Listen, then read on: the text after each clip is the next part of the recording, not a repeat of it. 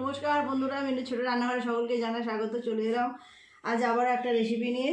এখানে ফুলকপি নিয়েছি, আলু নিয়েছি, ধনেপাতা নিয়েছি, আর এই যে মাছের পেটি দিয়ে আজকে ফুলকপি আলু দিয়ে ঝোল বানাবো।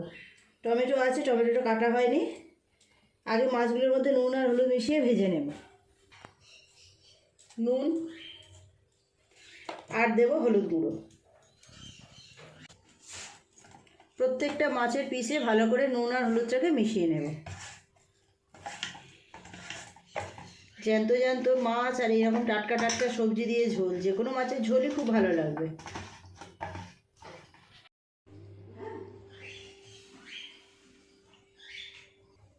তেল খুব ভালোভাবে গরম হয়ে গেছে। এক এক করে মাছগুলো দিয়ে ভেজে নেব।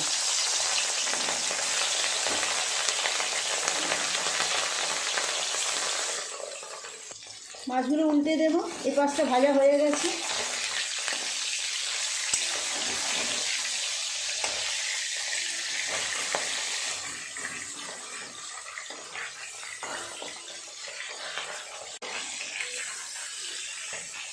মাছগুলো খুব ভালোভাবে ভাজা হয়ে গেছে, তুলে নেব।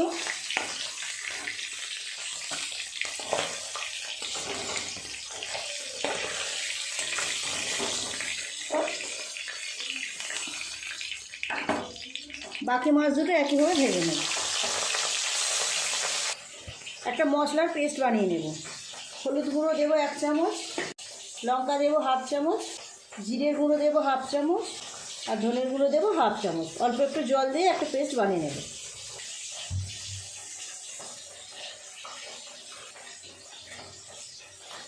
মাছগুলো ভাজা হয়ে গেছে। ওই তেলে কপি আর আলুগুলো আগে ভালো করে ভেজে নেব। এটা এখন সাইডে রেখে দেব। এই মাছ দু পিস ভাজা হয়ে গেছে, তুলে নেব। ফুলকপিগুলো আগে খুব ভালো করে ভেজে নেব।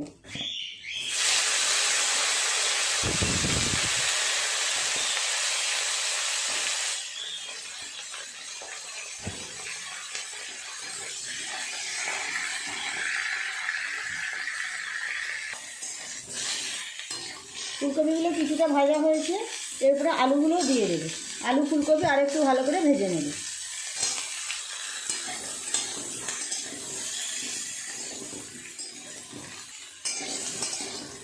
খুব ভালো করে ফুলকপি আর আলু ভেজে নিয়েছি। দিয়ে দেবো কেটে রাখা টমেটো, আদা বাটা,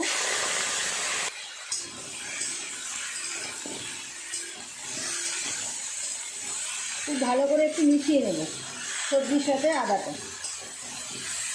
এইভাবে একটু নেড়ে চেড়ে ভেজে নেব। যে মশলার পেস্টটা বানিয়ে রেখেছিলাম, হলুদ, লঙ্কা, ধনে জিরে গুঁড়ো, পেস্টটা দিয়ে দেবো। নুন দেবো 1 চামচ পরিমাণ। খুব ভালো করে মশলার সাথে কপি আলু একটু কষিয়ে নেব।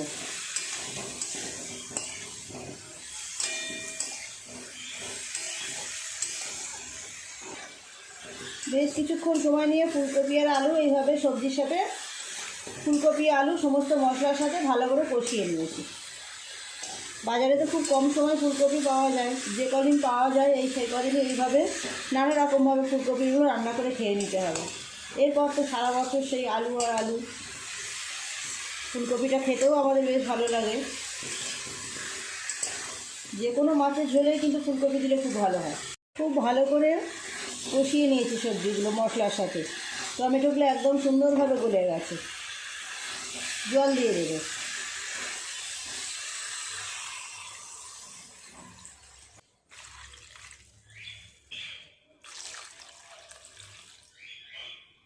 ঝোল করব তাই পরিমাণ মতো জল দিয়ে দিলাম। চাপা দিয়ে সবজিগুলো সিদ্ধ হতে দেবো। বেশ কিছুক্ষণ এরকম ঢাকা দিয়ে রেখে দেবো। সবজিগুলো তাহলে খুব ভালোভাবে সিদ্ধ হয়ে যাবে। বেশ অনেকক্ষণ ঢাকা দিয়ে সবজিগুলো সিদ্ধ করলাম। কেমন সিদ্ধ হয়েছে এবার দেখে নেব।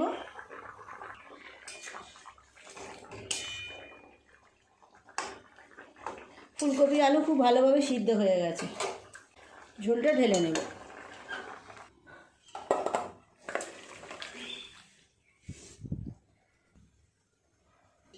কড়াইটা আবার পরিষ্কার করে ধুয়ে বসিয়ে দিয়েছি।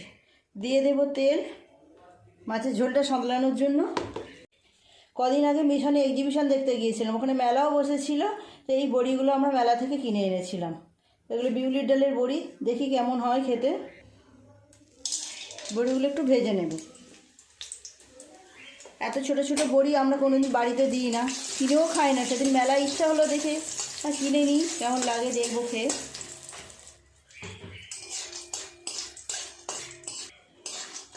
বড়িগুলো ভাজা হয়ে গেছে, তুলে নেব। ফোড়নে দেব কালো জিরে। কালো জিরে দিয়ে মাছের ঝোল করলে খেতে বেশি ভালো লাগে।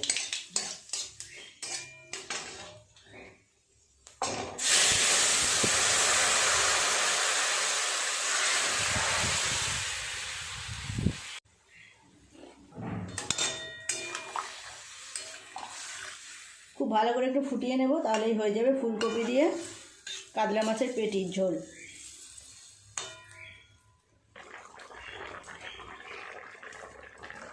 ধনেপাতা কুচি ছড়িয়ে দিলাম। এইরকম জ্যান্ত মাছের ঝোলে এরকম ধনেপাতা কুচি দিলে কিন্তু খুব ভালো লাগে খেতে। আর একটু ফুটিয়ে নিয়ে নামিয়ে নেব। অল্প মশলা দিয়ে এইরকম টাটকা মাছের ঝোল খেতে কিন্তু আমাদের বাড়ির সবাই খুব পছন্দ করে, খাওয়াও ভালো। টাটকা মাছ আনলে আমি চেষ্টা করি এইরকমভাবেই হালকা হালকা মশলা দিয়ে ঝোল বানাতে। ঝোলটা বেশ কিছুক্ষণ এইভাবে ফুটিয়ে নিয়েছি, নামিয়ে নেব। দারুণ টেস্ট হয় এইরকম মাছের ঝোল। শীতকালে এরকম গরম গরম মাছের ঝোল আর ভাত, আর কি লাগবে বলুন। আজকের রেসিপিটা কেমন লাগলো বন্ধুরা কমেন্ট করে জানাবেন। ভালো লাগলে একটা লাইক করে দেবেন। আমার চ্যানেলটি এখনও পর্যন্ত যারা সাবস্ক্রাইব করেনি, প্লিজ আমার চ্যানেলটি সাবস্ক্রাইব করে পাশে থাকা বেল ঘন্টিটা ক্লিক করে দেবেন। তাহলে যখনই আমি এরকম নতুন কোনো ভিডিও আপলোড করব, সাথে সাথে সবার আগে আপনার নোটিফিকেশনে পৌঁছে যাবে। সবাই খুব ভালো থাকবেন। দেখা হচ্ছে পরের দিন নতুন কোনো রেসিপির সাথে। নমস্কার।